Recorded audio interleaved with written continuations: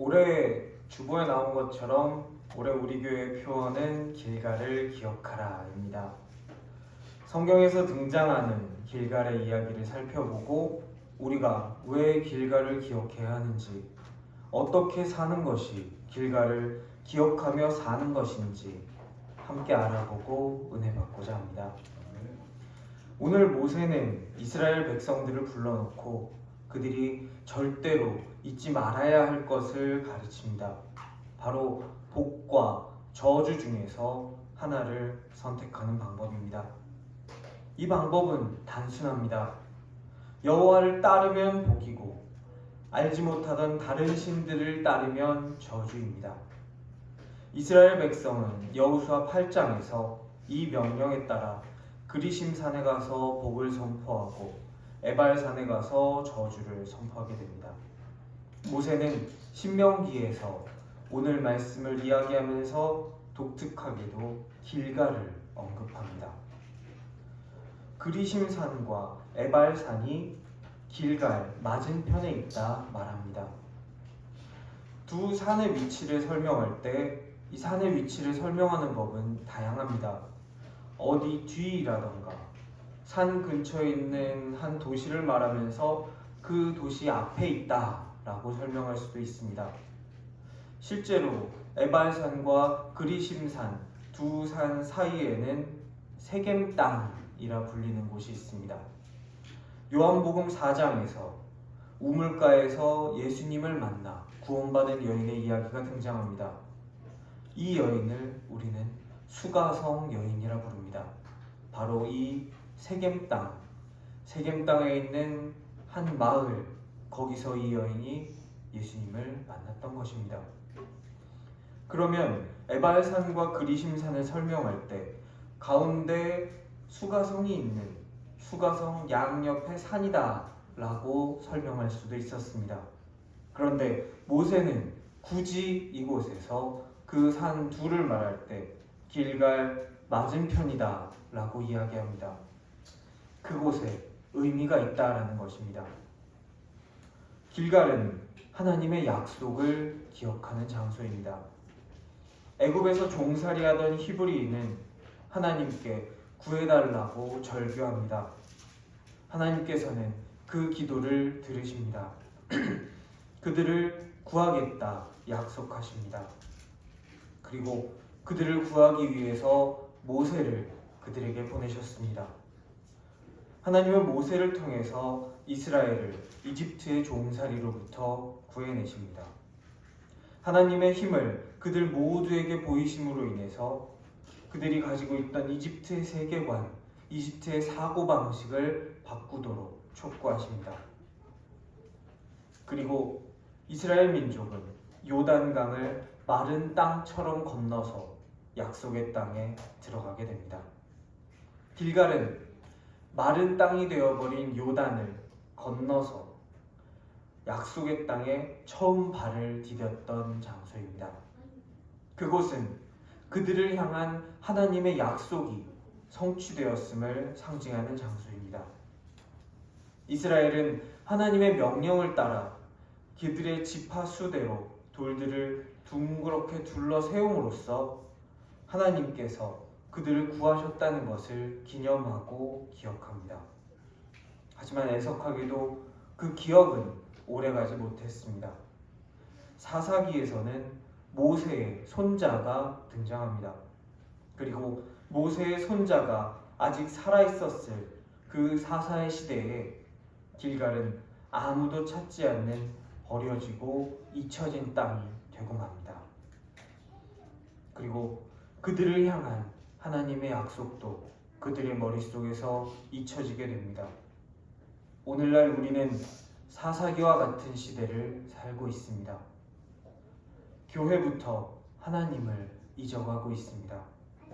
교회가 세상을 걱정하는 것이 아니라 세상이 교회를 걱정합니다 라고 불과 몇십 년 전까지 이야기했었습니다. 그런데 이제는 세상이 교회를 걱정합니다가 아니라 세상이 교회를 걱정했었습니다 라고 이야기해야 되는 시대가 왔습니다. 이제는 세상은 교회를 걱정조차 하지 않습니다. 그냥 포기하고 잊어버렸습니다.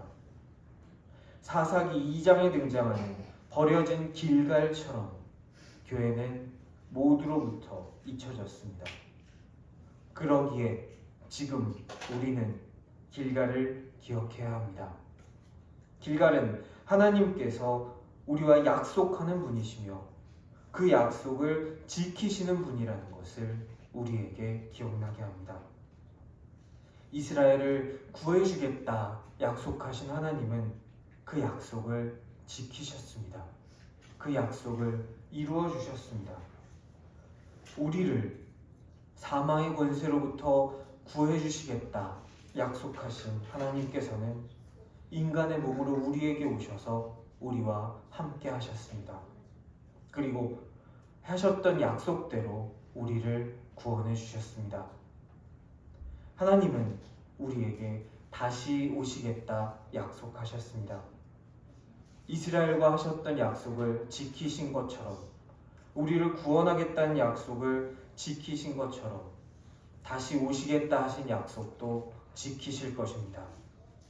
우리는 이 약속의 비밀을 아는 사람들입니다. 앞날이 어떻게 될지 아는 사람은 앞날을 미리 준비할 수 있습니다. 홍수가 있을 것을 아는 노아는 방주를 만들 수 있었습니다. 소돔과 고모라가 멸망할 것임을 아는 아브라함은 그의 가족을 소돔과 고모라에서 탈출시킬 수 있었습니다. 이 시대에 마지막이 올 것을 아는 우리는 마지막을 기다리며 그 마지막을 준비하며 살아갈 수 있습니다.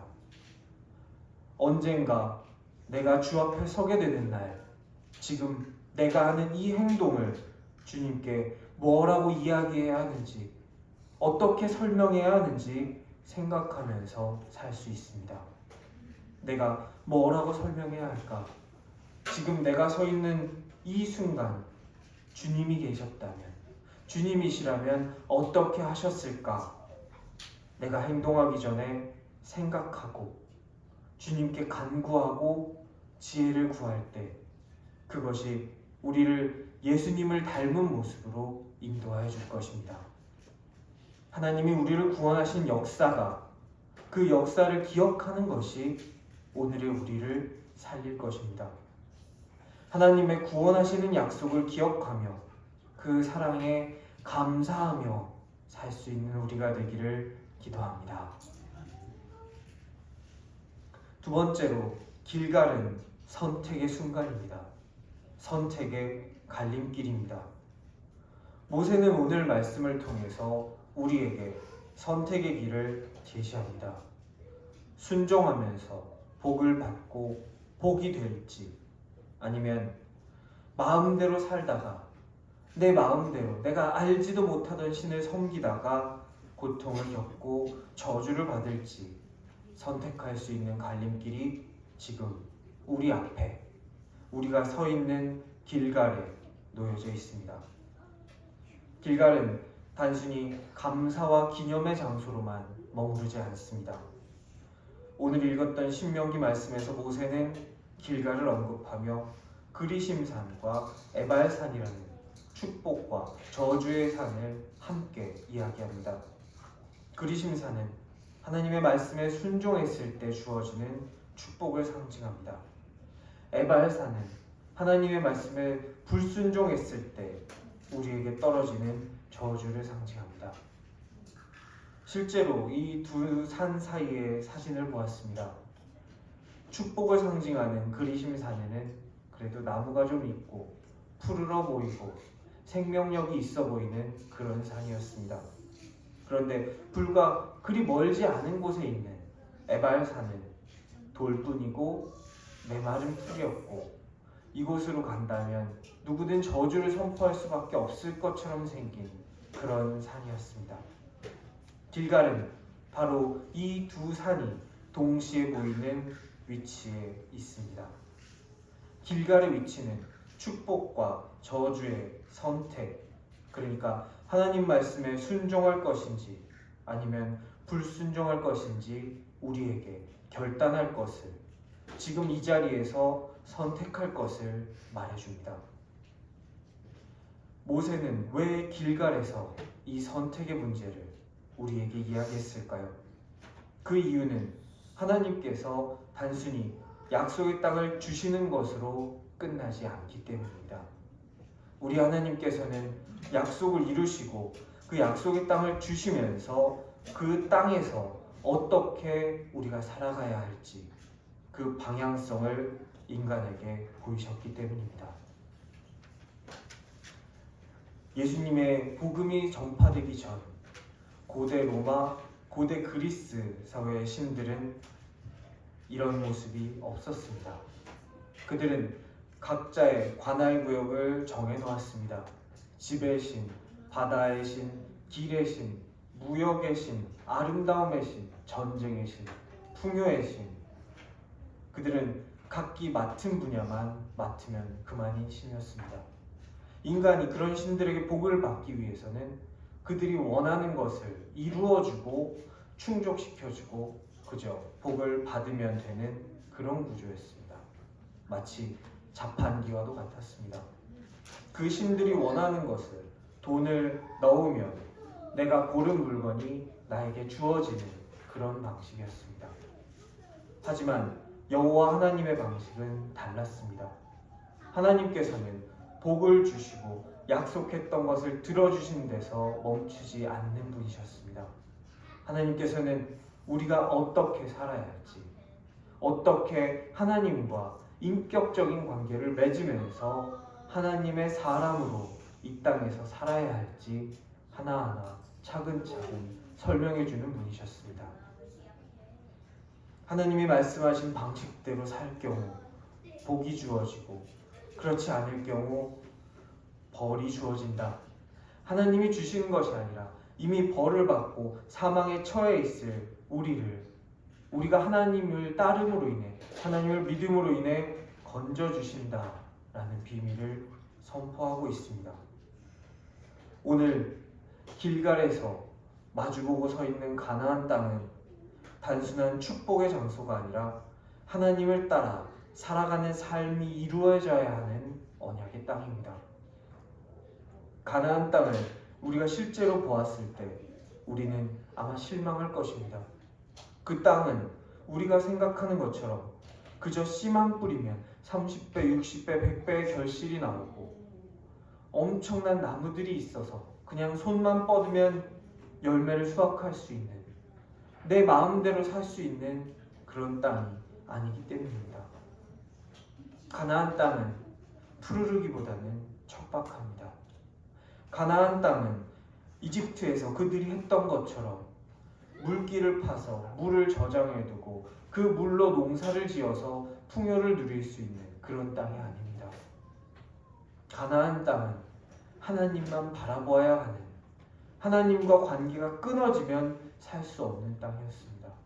그 땅은 이집트 땅과 달라서 물을 저장해 놓을 수 없는 땅, 물길을 끌어다 댈 정도로 물이 풍부하지 않은 땅이었습니다. 그 땅에서 농사를 짓고 굶어 죽지 않게 살아갈 수 있는 방법은 오직 하늘을 바라보는 것이었습니다. 때에 맞춰서 우리 하나님께서 주시는 이른 비와 늦은 비를 기대해야만 하는 땅이었습니다. 그것이 없다면 내가 심은 곡식은 마르고 땅은 쩍쩍 갈라져서 당장 내가 먹을 것을 걱정해야 하는 그런 땅이었습니다. 그런 땅에서 우리는 하나님만 볼 수밖에 없고 하나님만 붙잡을 수밖에 없는 것입니다. 순종은 축복의 삶으로 이어지고 불순종은 하나님을 잃은 삶, 이른 비와 늦은 비가 없이 그렇게 사는 삶으로 이어집니다.